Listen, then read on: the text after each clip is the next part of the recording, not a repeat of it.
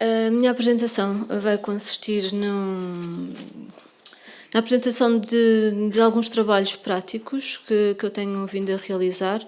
Alguns são mais antigos, outros mais recentes, e na apresentação de algumas ideias que estão subjacentes ao trabalho que eu tenho vindo a realizar, que são, pronto, ideias de teor mais filosófico e que têm a ver com a criação artística. O meu trabalho, que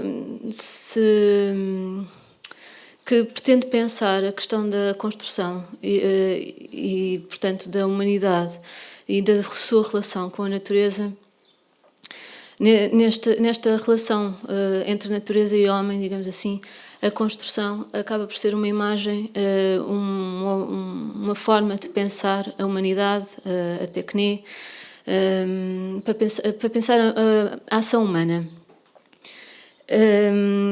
Nas peças que eu realizo, essas construções têm realmente uma forma arquitetónica e aludem à construção. Mas o que é certo é que a construção, entendida como eu a entendo, essa expressão, reflete também o pensamento e questões mais imateriais da própria cultura. E a cultura aqui é entendida no sentido mais elevado e nobre, como também naquilo que ela tem de mais nefasto e destruidor. Assim sendo, a construção implica sempre uma polaridade e implica sempre o seu contrário, a destruição. E a cultura vive sempre com esta polaridade. E de alguma forma, quando eu, pensando numa tendência para a ação humana, da ação humana para a destruição e para o esgotamento máximo da natureza, houve uma certa reação, alguma resistência à construção, um pouco paradoxal, uma vez que eu não deixava de a fazer, mas a construção aparecia-me como qualquer coisa sólido e letalmente fixo. Nesse sentido, e eu agora passo a mostrar umas imagens. Estas foram as minhas primeiras esculturas em cerâmica, por completo. Elas começaram logo por ser construções, foi algo muito imediato. Depois aumentei um pouco a escala e o espaço interior passou a ser um aspecto também importante. E eu desenvolvi uma série de construções muito geométricas, muito formais, e um pouco a contrariar essa tendência para o controle, digamos assim, do material. Eu passei gradualmente a usar o barro mais úmido e, portanto, mais suscetível de trazer transformações ao próprio objeto. E o objeto passou a ser muito mais orgânico e, neste caso, as lastras úmidas interferiam na composição final da obra. E isto vinha numa perspectiva de dar valor, dar importância e protagonismo ao barro. E nessa sequência desenvolvi também uma série de fotografias que exploravam a questão da transformação do barro em contacto com a água, com o ar, e usando esse lado da transformação, dar a ver o material. E estas também são umas outras fotografias, é um bloco de caolino, e aqui eu introduzo água no interior daquele carreiro, daquele rolo de barro à volta do bloco, e portanto há aqui uma transformação entre antes ou no início da água e depois quando a água já foi absorvida pelo elemento. No fundo aqui o que me interessa e o que me interessou era dar importância ao material E numa fase posterior e atual também, passou por assumir o barro como matéria final da própria obra, o barro cru, não a cerâmica, mas o barro cru. Portanto, num sentido de uma afirmação do natural, e o natural aqui não é apenas uma matéria usada nas construções humanas ou nas minhas construções, mas interessa-me o conceito de physis, que é um conceito grego que significa simultaneamente uma força incessante de transformação entre nascimento, crescimento e morte, e ao mesmo tempo ela designa também o caráter de alguma coisa existente à nascença, portanto algo que se poderia identificar como a constituição íntima das coisas. Considerando que esta relação tensional entre o homem e a natureza pode ser pensada privilegiadamente a partir da matéria, e sendo o barro o material que eu uso, é também a partir do barro que eu pensei esta polaridade ou esta relação entre estes dois conceitos. E nesse sentido, assumi o barro como... houve uma intuição que eu tive que me dizia que o barro cru estaria ligado à natureza, e o barro cozido, sendo a cerâmica o primeiro material artificial produzido pelo homem, teria a ligação com a natureza, seria a imagem da natureza, não, peço desculpa, a imagem da construção da humanidade, do poder humano, digamos assim. Só que esta oposição não pode ser vista desta forma, digamos que ela poeticamente até pode existir, mas na realidade a relação entre homem e construção, ou melhor, natureza em construção, é muito mais ambígua e não pode ser posta nestes termos tão definidos como inicialmente eu pensei. E este trabalho, o título, o sem título, Peso das Coisas, de alguma forma tornou visível essa ambiguidade.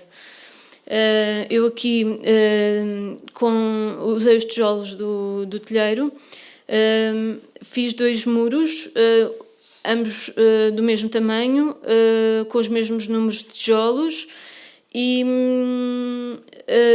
construídos do mesmo processo. Um cru e outro cozido.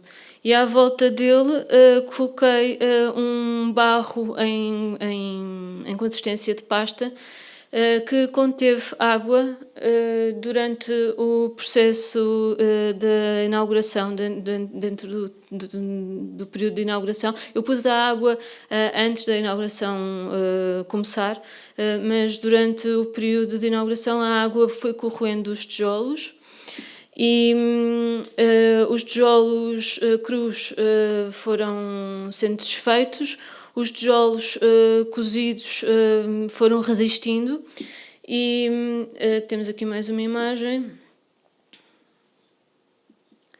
E no outro dia o muro do barro cru, de tijolos crus, ruiu. E de alguma forma há aqui sobre o aspecto da resistência. De certo modo, os tijolos cozidos mostravam a resistência do homem, e a desagregação dos tijolos põe em evidência a fragilidade da argila face ao elemento água, mas aponta também simultaneamente para a transitoriedade e suscetibilidade de todas as construções humanas, que no limite também sempre se deterioram. Se à primeira vista o muro dos tijolos crus estaria conectado com o natural, mostrando a impermanência, o muro de cerâmica, e se o muro de cerâmica estaria relacionado com o homem, o que é certo é que ambos são uma construção. O material propriamente dito utilizado na construção destes tijolos é feito numa mistura de duas terras, de dois barros, portanto já não é uma matéria natural, e sendo eles tijolos também já têm uma configuração humana. Nesse sentido, eles fazem parte da cultura e inscrevem-se, e eles não podem sair dela. Digamos que não há como eles saírem desta dimensão da construção. No entanto, eles são uma construção, mas ela, enquanto obra de arte,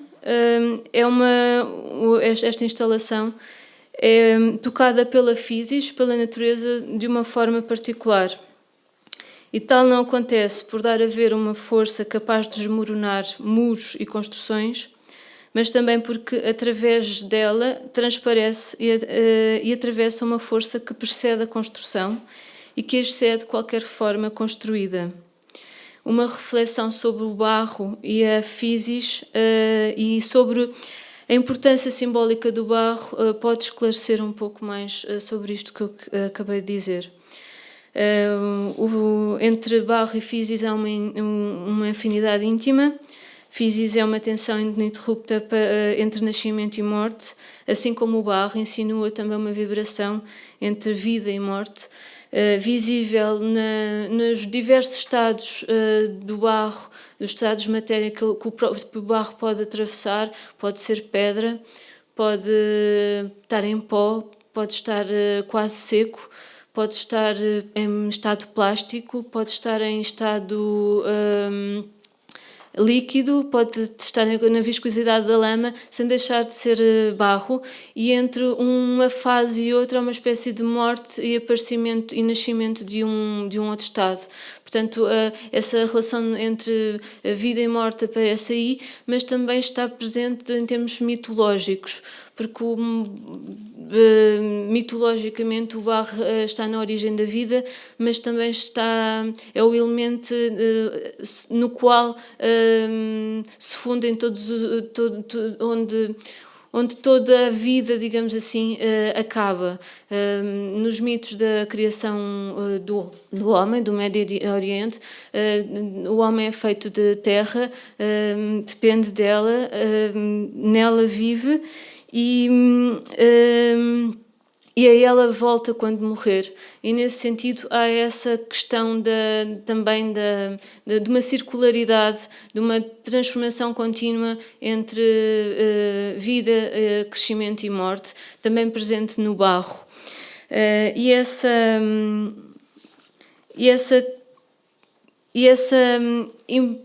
imagem simbólica é importante como testemunho da criação do homem,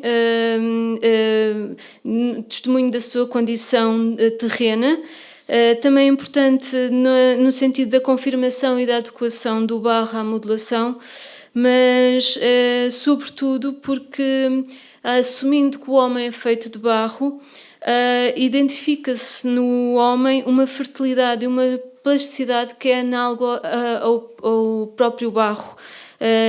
E nesse sentido, essa plasticidade ou criatividade puras existentes nesse barro essencial é o que de mais íntimo e pujante, a natureza mais íntima e pujante da natureza humana. E essa fonte de vida, de criatividade e de plasticidade, identifica-se precisamente com a ideia de physis e naquilo que ela tem mais de transformador, criativo, pujante, mas também dilacerante, descontrolado e destruidor. Este é um lugar paradoxal, onde os contrários coexistem, e é um lugar paradoxal no sentido em que é anterior a qualquer determinação cultural, é anterior a qualquer construção, é sem construções, mas ao mesmo tempo é a condição para todo o construir.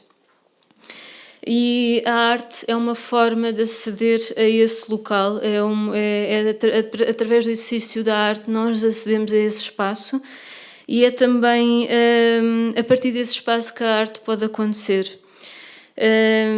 Nesse sentido, a arte só pode ser um mundo sem construções, sendo ela mesma, paradoxalmente, uma construção, a única construção possível para o artista. Assim, em contacto com esta força viva, a existência não pode ser pensada como uma realidade estável ou permanente, mas, pelo contrário, ela deve ser admitida enquanto construção que se elabora e se edifica e reconstrói constantemente. E, de alguma forma, desde a nascença, ou talvez um pouco antes da nascença, durante a parte do período da gestação, o homem é culturalmente moldado, conformado, de modo que esta plasticidade que lhe é inata muitas vezes é abafada, entorcida numa construção ou identidade fixa perigosamente mortífera. Esta é a versão da construção que nega a realidade como um campo de possibilidades infinito. E essa variante da construção anula a diversidade, a imaginação, estando na origem da destruição, da intransigência e, como dizia Lacoue-Labarthe, do horror ocidental. Portanto, afirmando que a construção ou a identidade são algo provisório e sempre em processo, o tijolo, o primeiro material de construção inventado, surge como uma imagem paradigmática para pensar a possibilidade de construir que não cessa de fazer nem de se reinventar. E portanto, o tijolo é um objeto que sugere um jogo de construir. Podemos sempre refazer,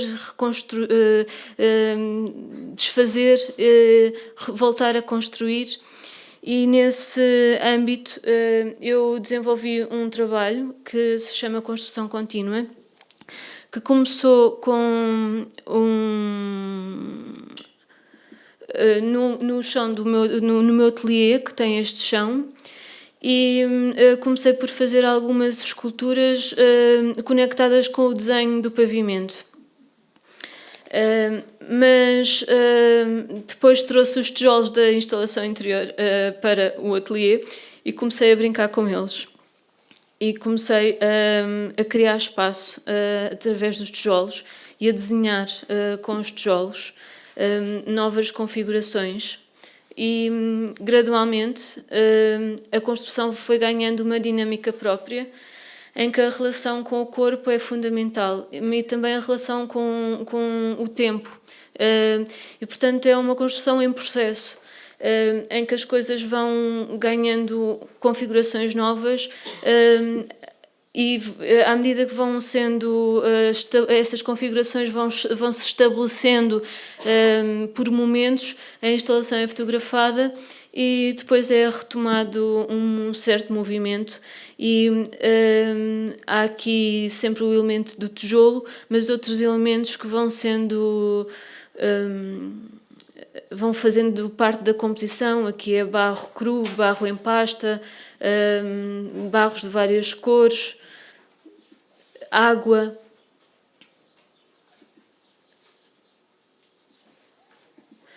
Este trabalho tem muitas imagens, eu vou passá-las com alguma rapidez para termos tempo para eu depois também concluir e pronto, passar a ideia daquilo que eu quero dizer também com o tijolo. Mas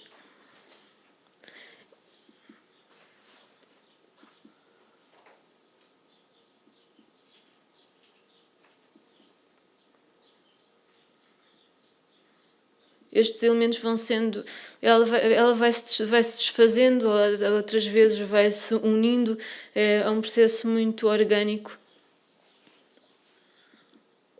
E como foi um processo que demorou bastante tempo, uns 2 anos, há 3 anos.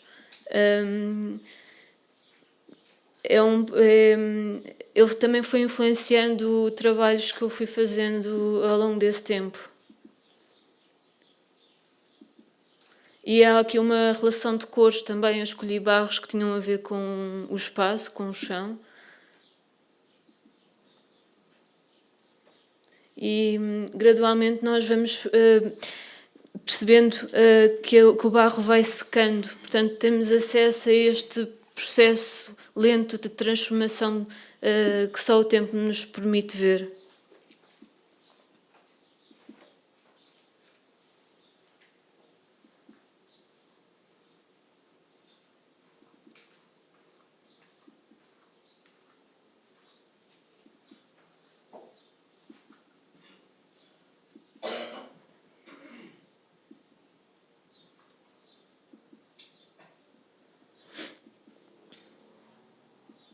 Estas fotografias vão depois fazer parte de um livro de fotografia, porque toda a instalação é efêmera e o que resta são mesmo as imagens.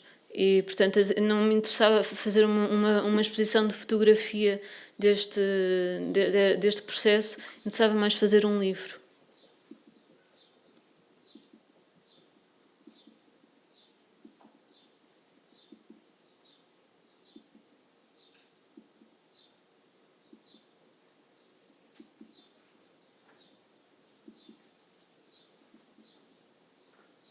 E acaba assim. Há mais fotografias, estas são só algumas do processo. E num outro trabalho, eu não vou falar muito dele, do escavar a lama, não vou falar muito de alguns aspectos que também estão presentes, mas o que me interessa aqui é que toda a configuração do espaço e esta configuração final, digamos assim, foi um processo de construção numa relação que foi se estabelecendo em função do espaço, das vigas que temos no teto, de uma parede oblíqua que o espaço tem. E, portanto, esta experiência de construir em processo esteve aqui também presente.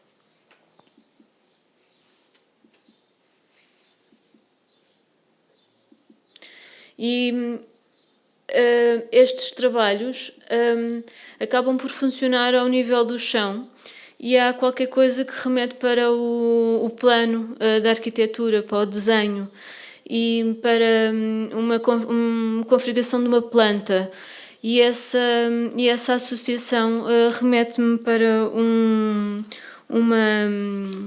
uma frase de um autor, que é o Jean-Claude Margueron, que nos diz que a arquitetura do Médio Oriente chega mutilada, frequentemente reduzida, ao que permanece junto ao solo, ou seja, ao plano. E nesse sentido há um legado histórico que acaba por estar sempre presente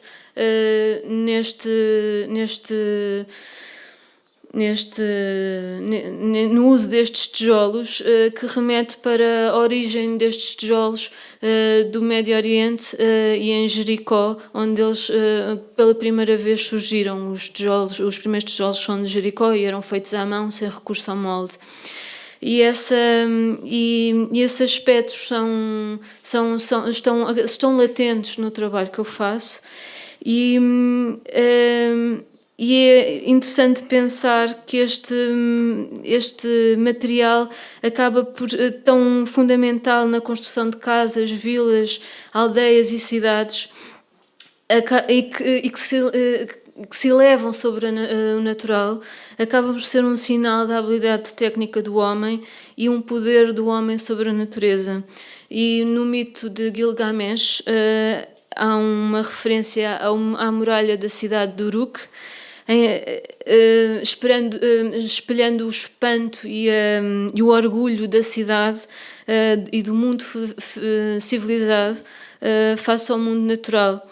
E esta importância da construção na organização do mundo terreno acaba por também estar presente mitologicamente em alguns mitos sumérios, em que um deus é consagrado ao tijolo, o deus Kula, que fica encarregue num hino à organização da terra, da picareta e do molde. E também o deus Mushdama, que fica responsável pelas fundações e pelo alinhamento dos tijolos e da construção das casas. E esta presença do tijolo ou da construção na mitologia estende-se também à própria criação do homem. E num outro mito babilónico chamado Atrahasis, o homem é feito de barro, mas não só de barro, também numa mistura de terra, de sangue e carne de um deus morto para esse efeito, para fazer parte da matéria que constitui o homem. E nesse mito há duas alusões também ao tijolo, uma indireta que se diz respeito ao amassar do barro com os pés, que remeteria para o processo de amassar o barro para o fabrico do tijolo, por um lado, mas depois há a presença do tijolo na casa do destino, e eu vou ler aqui esta passagem. Neste lugar, na casa do destino, após a preparação da pasta ao som de recitação de encantamentos, a deusa-mãe pega 14 pedaços daquele barro e coloca 7 de um lado e 7 do outro, e ao centro coloca um tijolo. Das 14 deusas do nascimento aí reunidas, 7 modelam 7 homens e outras 7 modelam 7 mulheres, completando os pares.